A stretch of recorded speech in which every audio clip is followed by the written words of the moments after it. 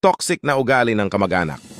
1. Kapag di ka nila mapakinabangan, mayabang ka. Kapag ayaw mo makipagplastikan, mapagmataas ka. 2. Swapang! Gusto sa kanila lahat.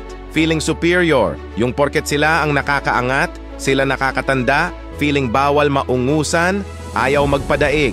Akala nila laging may kompetensya kahit ikaw, chill lang. 3.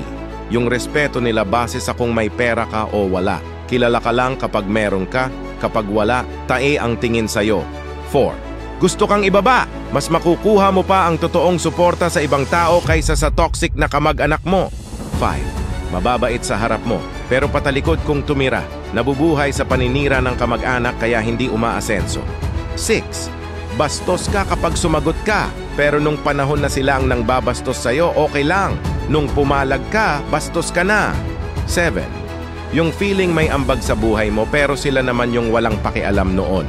Sila yung walang naitulong pero sila yung maraming nasasabi. 8. Kapag mas pinili mong manahimik at mag-disconnect sa kanila para mas mapayapa ang buhay, nagmamataas ka na agad, ayaw nila ng masaya, gusto nila makipag-away. 9.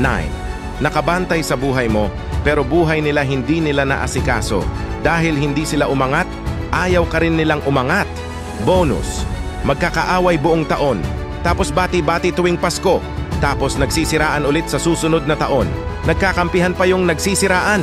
May ganitong kamag-anak ka rin ba? Ang toxic, no?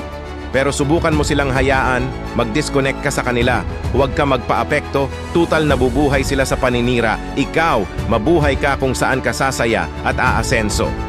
Nagustuhan mo ba ang kwento ko? Kung yes, mag-follow ka na sa Kanor Stories. Maraming salamat.